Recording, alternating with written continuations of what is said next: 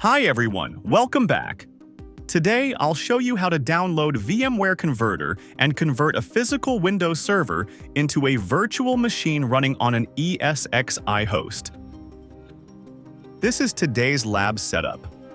I'll be converting a Windows Server 2025 physical machine into a virtual machine running on ESXi-1. We'll be using a jump server to install and run the vCenter converter. Let's get started. Let's jump to the screen record. This is my ESXi host, and this is my physical Windows server, the one I'll be converting into a VM on ESXi. Before we start, we need to download VMware vCenter Converter from Broadcom. Good news, you can download it without any site ID.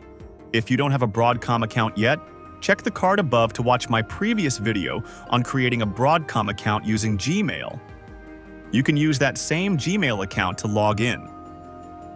Once your Broadcom account is ready, log in and click on the small arrow at the top right corner.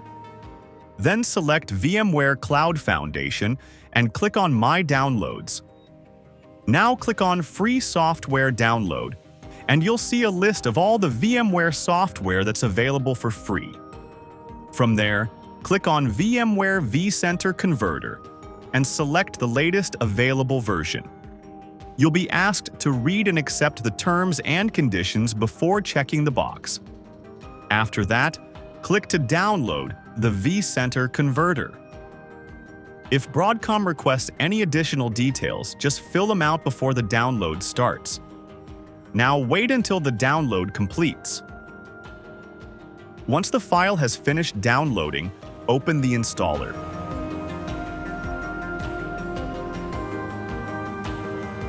Select the Advanced option and continue the setup. Follow the default installation options and complete the installation.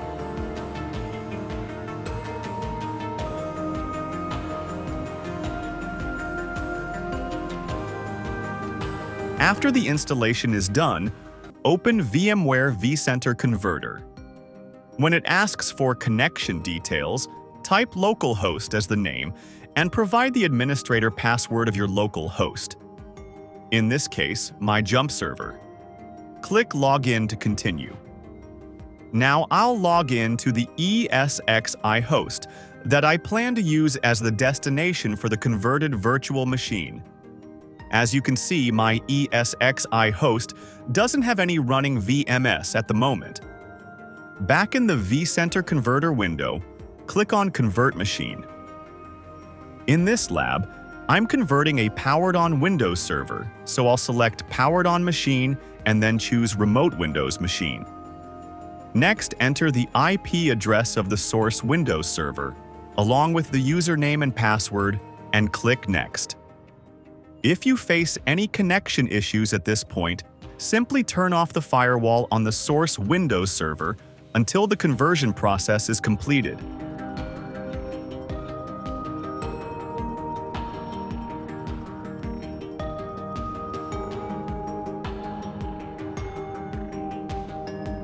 Select the option to automatically uninstall temporary files and click Yes to continue.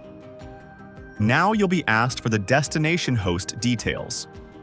Choose the destination type as VMware Infrastructure Virtual Machine and enter the root username and password of your target ESXi host. Ignore the certificate warning message. Next, you'll be prompted to enter a name for the new virtual machine. This will be the VM name shown in the ESXi inventory after the conversion is complete. Then, select the datastore and virtual machine version. Since this is just a lab environment, I'll continue with the default settings. If you want, you can also edit the destination VM's hardware configuration here. For example, increase the CPU, memory, or change the disk provisioning type. Once everything looks fine, review all configurations carefully and click Finish to start the conversion.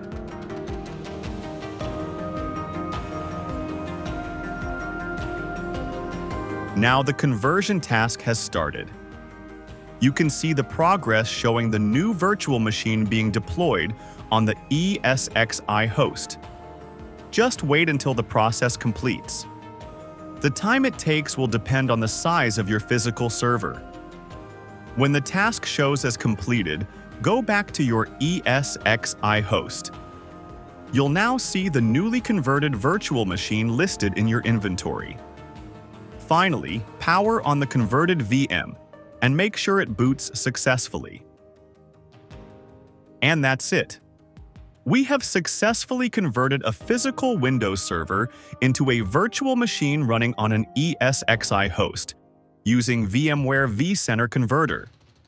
If you found this tutorial helpful, don't forget to like, subscribe, and share this video. Stay tuned for more VMware and automation labs. See you in the next one.